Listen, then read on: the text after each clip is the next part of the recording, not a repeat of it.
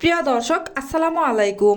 MS kitchen YouTube channel থেকে সবাইকে welcome জানিয়ে আজকের এপিসোডটি শুরু করছি। আমার আজকের এপিসোডে থাকছে ভর্তা রেসিপি। আজকে আমি বেগুন, আলু ও একটি মাত্র টমেটো দিয়ে ভর্তা তৈরি করব। এই ভর্তার জন্য এখানে আমি নিয়েছি আলু, মাঝারি সাইজের 3টি আলুর খোসা ছাড়িয়ে খুব ভালোভাবে ধুয়ে পরিষ্কার করে পাতলা পাতলা করে কেটে নিয়েছি।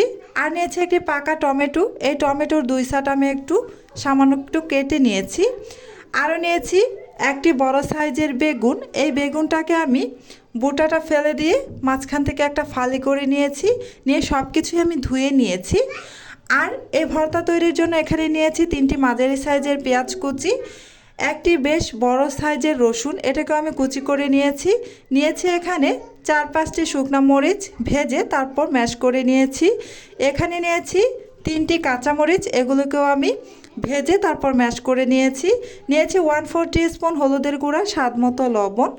আর এখানে সরিষার তেল নিয়েছি 1 টেবিল চামচ পরিমাণ, সয়াবিন তেল নিয়েছি 1/3 কাপ পরিমাণ। এ হচ্ছে আমার উপকরণ। এবার আমি চলে যাচ্ছি এই ভর্তাটা তৈরি করার জন্য। প্রথমে আমি একটা রাইস কুকার নিয়ে নিলাম। আমি রাইস কুকারের বাটিতে এই আলু, বেগুন আর টমেটো দিয়ে সামান্য একটু পানি দিয়ে বসিয়ে দিলাম সিদ্ধ করার জন্য। আমি এই ভর্তা তৈরির জন্য আলু, বেগুন, টমেটো এগুলো রাইস কুকারে সিদ্ধ করে নিচ্ছি। আপনারা চাইলে চুলায়ও সিদ্ধ করে নিতে পারেন। এবার রাইস কুকারের সুইচটা অন করে দিচ্ছি। অপেক্ষা করব এবার এই আলু, বেগুন, টমেটো সিদ্ধ হওয়া পর্যন্ত।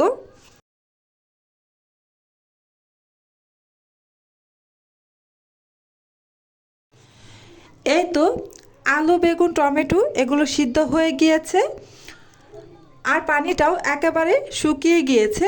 এবার আমি এই বাটিটা নামিয়ে নিয়ে কিছুটা ঠান্ডা করে তারপর আলু, বেগুন, টমেটো এই সব কিছু একসাথে আমি ম্যাশ করে নিব। আর হ্যাঁ, এই টমেটো আর বেগুনের যে স্কিনটা আছে সেটা আমি তুলে ফেলে দিব। এবার চলে আসলাম চুলায় একটা প্যান বসিয়ে গরম করে এতে আমি 1/3 কাপ পরিমাণ সয়াবিন তেল দিয়ে তেলটা গরম হওয়া পর্যন্ত অপেক্ষা করছি। তেল গরম হয়ে গিয়েছে। এবার আমি 3টি মাঝারি সাইজের পেঁয়াজ কুচি ও একটি বেশ বড় সাইজের রসুন কুচি করে দিয়ে দিলাম। এবার আমি নেড়েচেড়ে পেঁয়াজ ও রসুনটাকে গোল্ডেন ব্রাউন কালার করে ভেজে নেব। একেবারে খুব বেশি গোল্ডেন ব্রাউন কালার করব না, হালকা গোল্ডেন ব্রাউন কালার করে ভেজে নেব। এই তো হালকা গোল্ডেন ব্রাউন কালার করে ভেজে না হয়ে গিয়েছে। এবার আমি হলুদের গুঁড়া দিয়ে দিলাম 1/4 টিস্পুন পরিমাণ, সুন্দর একটা কালার আসার জন্য। সেই সাথে দিয়ে দিয়েছি কাঁচামরিচ ও শুকনো মরিচ যে আমি ম্যাশ করে রেখেছিলাম সেটা, আর স্বাদ মতো লবণ দিয়ে সামান্য একটু নেড়েচেড়ে ভেজে নিচ্ছি। আমি কাঁচামরিচ ও শুকনো মরিচ এগুলো আগে থেকে ভেজে তারপর ম্যাশ করে রেখেছিলাম। আর এই যে আলু, বেগুন, টমেটো এগুলোকেও আমি সিদ্ধ করে তারপর ম্যাশ করে নিয়েছি, এগুলোকেও দিয়ে দিলাম। এবার সমস্ত কিছু একসাথে নেড়ে চেড়ে প্রায় 5 থেকে 7 মিনিটের মতো চুলার আঁচ মিডিয়ামে রেখে ভেজে নিতে হবে। এতে করে এই ভর্তার টেস্ট অনেক অনেক বেশি ভালো আসবে। অবশ্যই চুলার আঁচ মিডিয়ামে রেখে অনবরত নেড়ে চেড়ে ভেজে নিতে হবে।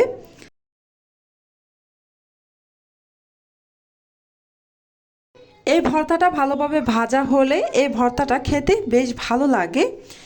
এই তো ভেজে না হয়ে গিয়েছে। এবার আমি এতে দিয়ে দিলাম 1 টেবিল চামচ পরিমাণ সরিষার তেল। এই সরিষার তেলটা দিয়ে দেওয়ার পর খুব বেশি সময় আমি ভাজবো না, প্রায় 30 সেকেন্ডের মতো ভেজে তারপর নামিয়ে নিব। এই তো প্রায় 30 সেকেন্ডের মতো ভেজে তারপর আমি ভর্তাটাকে নামিয়ে নিয়েছি। দেখতেই পাচ্ছেন ভর্তাটা কত ইয়ামি হয়েছে, খেতেও দারুণ দারুণ টেস্টি ছিল। আমার আজকের এই রেসিপিটি আপনাদের কাছে কেমন লেগেছে কমেন্টের মাধ্যমে জানাতে পারেন। আজকের মতো এখানেই বিদায় নিচ্ছি। আপনারা অনেক বেশি ভালো থাকবেন, সুস্থ থাকবেন। আসসালামু আলাইকুম।